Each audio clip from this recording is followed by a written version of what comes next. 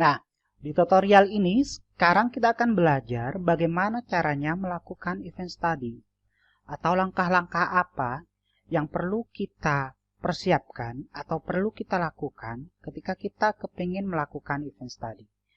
Dalam tutorial ini atau di dalam menjelaskan langkah-langkah yang diperlukan dalam event study, saya telah menyediakan file Excel yang file Excel ini nanti akan jadi rujukan simulasi kita. Nah, file Excel ini nanti bisa kalian download lewat Google Classroom ataupun di tautan yang nanti akan saya sediakan dan informasikan ke kalian. Langkah pertama yang harus kita lakukan ketika kita itu mau melakukan event study, yaitu tentukan eventnya terlebih dahulu apa. Tentukan event atau peristiwanya. Ada beberapa hal yang perlu kalian perhatikan ketika kalian menentukan event ini. Pertama, event itu harus memuat keterkaitan teoritis dengan kemungkinan pergerakan harga. Jadi event atau peristiwa yang berkaitan dengan perusahaan, yang berkaitan dengan pasar modal, itu bisa luas, bisa banyak variasinya. Eventnya bisa apa aja. Bisa pengumuman dividen, pengumuman peningkatan laba, penurunan laba, pengumuman penggantian direksi, pengumuman dapat award, pengumuman perubahan nama, dan seterusnya. Jadi eventnya itu bisa apa aja. Sangat-sangat luas. Karena itu, ketika kita itu menentukan event, pastikan event yang kita pilih itu memiliki keterkaitan teoritis dengan kemungkinan pergerakan harga. Jangan kemudian ambil event-event yang sifatnya itu random, tetapi secara nalar teoritisnya itu nggak ada kaitannya dengan kemungkinan pergerakan harga. Misalnya, ada event pesawat jatuh di Nigeria sana. Itu peristiwa. Jatuhnya pesawat di Nigeria, lalu kemudian kalian ambil sebagai event untuk dikaitkan dengan kemungkinan pergerakan harga saham di Bursa Efek Indonesia. Itu nggak relevan, karena secara teoritis mungkin nggak ada kaitannya. Tetapi kalau misalnya pengumuman dividen, misalnya, pengumuman dividen itu dilakukan oleh semua perusahaan dan itu memang ada keterkaitannya secara teoritis, maka itu relevan untuk diambil. Jadi ketika kita itu memutuskan event ini atau peristiwa apa yang ingin kita gunakan sebagai objek event saat melakukan event study, pastikan bahwa eventnya itu memiliki keterkaitan teoritis dengan kemungkinan pergerakan harga saham. Terlepas kemudian keterkaitan teoritis itu bersumber dari teori-teori traditional finance atau teori-teori behavioral finance. Teori-teori traditional finance itu misalnya contohnya ya kayak pengumuman dividen tadi, dapat award tentang tata kelola, pengumuman peningkatan laba, dan seterusnya. Tetapi ada event-event tertentu yang mungkin sekilas secara nalar itu nggak punya keterkaitan teoritis dengan pergerakan harga, tetapi oleh penelitian-penelitian di bidang behavioral finance itu secara empiris telah ditemukan berkorelasi atau berkaitan dengan pergerakan harga di pasar modal. Contohnya apa misalnya? Cuaca misalnya ya. Temperatur cuaca itu pada saat panas, pada saat dingin, pada saat musim kemarau, pada saat musim hujan, itu ada kaitannya enggak dengan harga saham? Sekilas secara nalar itu enggak berkaitan, tetapi temuan-temuan behavioral di penelitian-penelitian behavioral finance itu mengkonfirmasi bahwa karena adanya aspek psikologis pada investor, maka event-event seperti cuaca tadi itu ternyata berhubungan dengan pergerakan harga.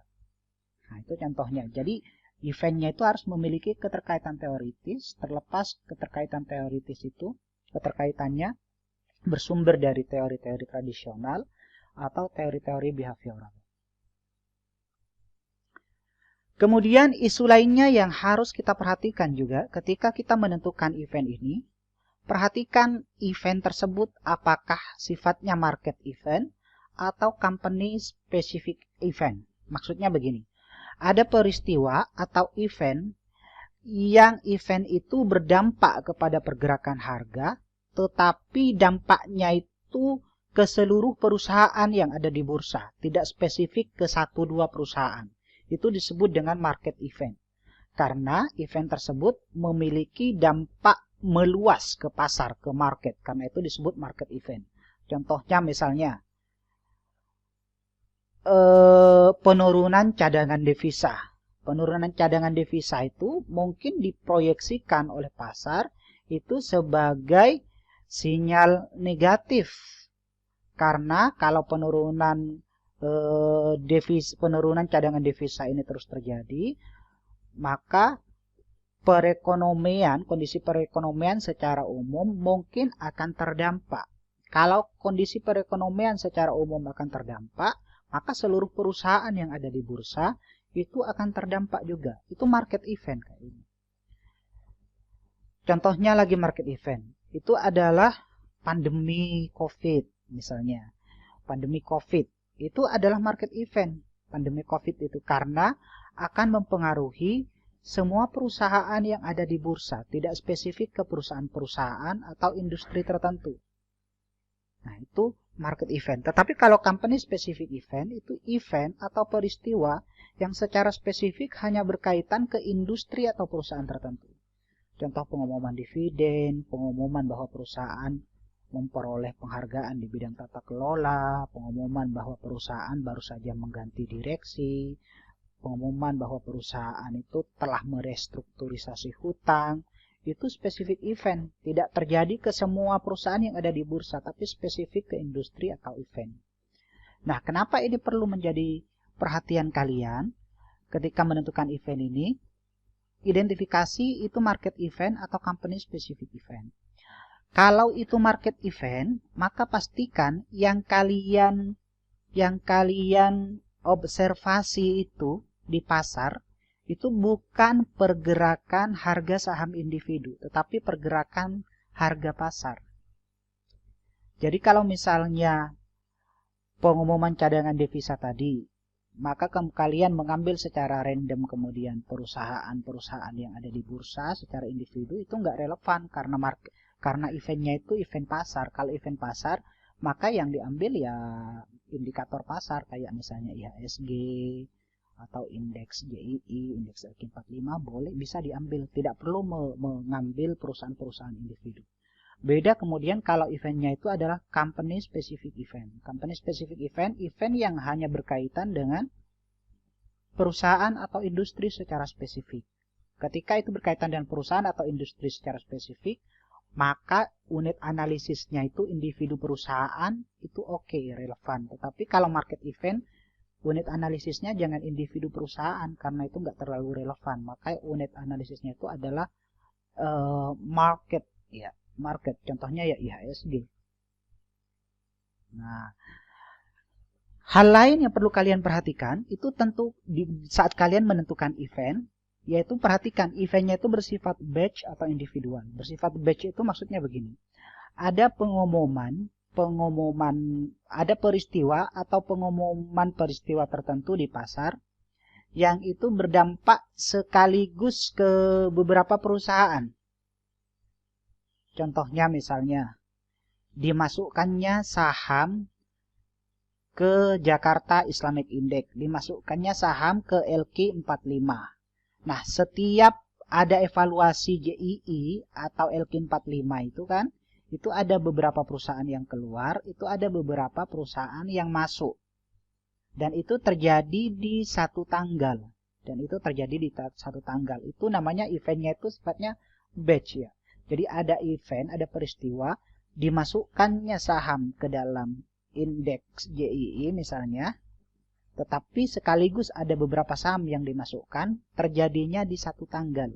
Itu batch. Tetapi ada yang event sifatnya itu tidak batch atau individual. Misalnya pengumuman dividen. perusahaan di bursa mungkin semuanya membagikan dividen, mengumumkan dividen, tetapi tanggalnya beda-beda.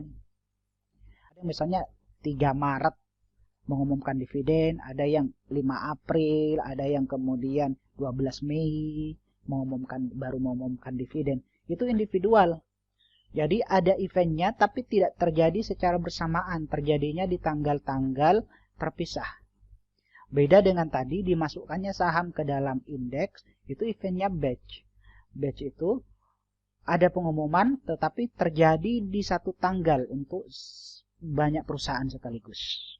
Tapi kalau event individual, ada pengumuman, ada peristiwa, tapi tidak terjadi di satu tanggal. Eventnya itu terjadi di tanggal-tanggal yang berbeda, terpisah. Nah, itu harus kita perhatikan ya, hal-hal ini ketika kita menentukan event di awal. Nah, dalam tutorial kita kali ini, event yang akan saya gunakan sebagai simulasi untuk memberikan contoh ke kalian tentang event study itu adalah dimasukkannya saham ke Jakarta Islamic Index. Di bursa itu kan ada berbagai indeks ya, salah satunya Jakarta Islamic Index yang itu dievaluasi setiap 6 bulan sekali. Ketika itu dievaluasi, maka biasanya ada beberapa saham yang keluar, ada beberapa saham yang masuk ke indeks. JII itu kan pada prinsipnya itu adalah indeks yang memuat 30 saham syariah terliquid di pasar.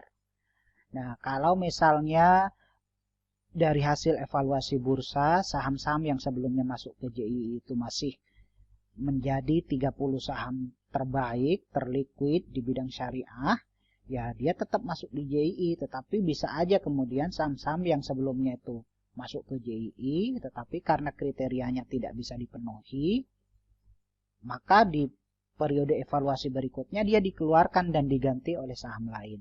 Nah, event yang saya akan jadikan contoh seperti di sini itu adalah dimasukkannya saham ke JII. Ya, ini merupakan salah satu event yang sifatnya itu company spesifik, dalam artian terjadi tidak ke semua perusahaan yang ada di bursa, tetapi terjadi hanya ke beberapa perusahaan yang ada di bursa. Dan sifatnya itu eventnya batch. Sifatnya kenapa batch? Karena bursa biasanya mengevaluasi apakah saham-saham tertentu itu akan dikeluarkan dari JII atau dimasukkan ke JII, dan itu diumumkannya itu secara batch, tanggalnya itu batch. Misalnya contohnya ini.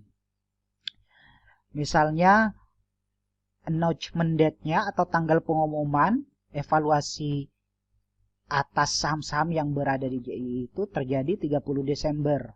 Tanggal efektifnya tanggal 2 Januari 2004. Berarti ketika diumumkan di 30 Desember 2003, itu ada 12 perusahaan yang baru dimasukkan ke JII, yang itu berlakunya itu mulai 2 Januari 2004 sampai kemudian 6 bulan ke depan. Nah, ini berarti ini ada 12 perusahaan di tanggal yang sama itu dimasukkan ke JII, yang artinya bahwa eventnya itu batch. Ada eventnya, tanggalnya berbeda. Tanggalnya sama, bukan berbeda. Ya, ini namanya batch. Jadi sama-sama tanggal 2 berlakunya, bahwa BRPT, BUME, CTRA sampai PSPC itu akan menjadi saham yang masuk, akan menjadi saham-saham JII, artinya masuk ke dalam indeks JII. Itu terhitung mulai 2 Januari dan batch. Nah, ini event yang akan kita jadikan sebagai contoh simulasi ya. Nah, sekarang kita kembali ke yang tadi. Setelah kita tentukan eventnya, lalu apa yang harus kita lakukan? Berikutnya, setelah eventnya kita tentukan hari atau tanggal kapan pengumuman atas event tersebut diasumsikan masuk pertama kali ke pasar. Kalau dalam konteks tadi, ya, konteks contoh tadi, itu bursa itu kan mengevaluasi JII itu 6 bulan sekali. Diumumkan dulu, ini pengumumannya tanggal 30 Desember 2003 ya, diumumkan dulu. Kemudian efektifnya itu tanggal berapa efektif berlakunya gitu. Efektif berlakunya bahwa saham-saham 12 saham ini itu menjadi bagian dari JII. Itu mulai kapan berlakunya? Mulai tanggal 2 Januari. Jadi dari tanggal pengumuman sampai tanggal 2 Januari itu ada jeda sekitar 3 hari lah, sekitar 3 hari. Ada jeda 3 hari. Sehingga kemudian tanggal 1 Januari itu masih belum bisa dikategorikan masuk ke sebagai saham-saham JII. Nah, kita harus tentukan terlebih dahulu tadi. Tentukan hari atau tanggal kapan pengumuman atau event diasumsikan masuk pertama kali ke pasar. Kalau ini saya asumsikan bahwa event itu masuk pertama kali ke pasar yaitu tanggal 2 Januari 2004. Karena tanggal 2 Januari 2004 ini adalah tanggal efektif berlakunya pengumuman. Tanggal efektif bahwa sejak tanggal 2 Januari 12 saham ini adalah saham yang berada di JII. Ini doang. Tapi ini nggak ada rule of thumb-nya ya, nggak ada aturannya tanggal berapa yang harus dijadikan patokan. Kalian harus mencari tanggal terbaik di mana tanggal tersebut diasumsikan itu adalah tanggal pertama kalinya investor bisa mengakses informasi itu di pasar. Jadi seandainya kalian memilih tanggal 30 Desember ketika pengumuman itu dilakukan, ya itu sebenarnya ya nggak masalah juga. Tidak salah juga kalau kalian memilih tanggal 30 Desember. Tapi untuk kasus ini, saya memilih tanggal 2 Januari 2004 sebagai tanggal awal diasumsikan pengumuman itu masuk ke pasar. Ini kaitannya dengan langkah nomor 2 ya. Nah, setelah kemudian tanggal atau hari kapan pengumuman atas event tersebut diasumsikan masuk pertama kali ke pasar ditentukan, maka labeli tanggal tersebut dengan 0. 0 ini artinya tanggal pengumuman. Dalam contoh ini berarti ini tanggal 2 Januari 2004 itu adalah tanggal event ya, tanggal yang saya asumsikan event masuk pertama kali ke pasar, maka saya labeli dengan 0. Labeli dengan 0 itu maksudnya ini. Saya kuning di sini. 0 itu maksudnya adalah ini tanggal 2 Januari, sehingga 1 ini berarti ya tanggal 3 Januari, 2 ini berarti tanggal 4 Januari, dan seterusnya. Berarti min 1 itu ya sebelum 2 Januari. Tadi kan 2 Januari ininya tanggal eventnya. Berarti min 1 itu ya 1 Januari, ini 31 Desember, ini 30 Desember, dan seterusnya. Jadi nanti ini kosong dulu ini nanti nih berarti. Ini kosong dulu, harus berarti di tahap kedua setelah eventnya ditentukan, tentukan tanggal eventnya itu dimulai masuk ke pasar, mulainya masuk ke pasar itu asumsinya tanggal berapa. Setelah ketemu tanggalnya misalnya 2 Januari 2004, maka kalian labeli di sini di tengah. Oh, 0 ini adalah tanggal pertama kali masuk ke pasar. Nah, ini akan lebih gampang kalau eventnya itu batch karena tanggalnya itu cuma satu. Ada beberapa perusahaan sekaligus. Tapi kalau eventnya itu bukan batch, seperti misalnya eventnya itu bukan dimasukkannya saham ke JII, tetapi pengumuman dividen. Jadi pengumuman dividen antara 12 perusahaan ini misalnya, itu bisa beda-beda tanggalnya. Ada yang misalnya 3 Maret, ada yang 3 April, ada yang 3 Mei, ada yang misalnya 5 Juni. Beda-beda tanggalnya. Tetapi tetap saja nanti untuk masing-masing tanggal yang diasumsikan pertama kali pengumuman itu masuk ke pasar tetap aja dilabelin 0. Sehingga misalnya contohnya kayak gini. BRPT ini misalnya ini konteksnya pengumuman dividen. BRPT ini ngumumkannya 3 Maret. Bumi itu misalnya ini 5 April. Jadi ini kan tanggalnya beda. Maka kemudian untuk BRPT 0-nya itu ya tetap ini. Untuk BRPT 0-nya ini ya 3 Maret. Berarti di sini ini 4 Maret nih. Untuk BRPT. 4 Maret, ini 3 Maret. Tetapi untuk bumi, ini 5 April ini, yaitu nolnya juga sama di sini. Ini 5 April. Di sini ini 6 April dan seterusnya. Sehingga kalau eventnya itu bukan batch, ini mungkin tanggal eventnya yang akan kita labeli 0 itu mungkin beda-beda di sininya. Tetapi ketika kita menyusunnya, label 0-nya itu tetap rata, vertikal ya, rata horizontal ya, tetap rata. Mau itu di sini itu misalnya 7 Juni yang CTRA, 7 Juni ya di sini 7 mulainya berarti startnya 7 Juni di sini. Ini berarti ini 8 Juni. Nah, begitu. Cuma karena ini event yang saya jadikan contoh ini adalah event yang sifatnya batch, satu tanggal tapi sekaligus beberapa perusahaan, maka ya nolnya ini ya merujuk kepada tanggal 2 Januari yang saya maksud tadi. Ya. Nah, labeli tanggal kapan pengumuman atas event itu diasumsikan pertama kali masuk ke pasar dengan 0 ya ini. Contohnya ya, kita labeli dengan 0.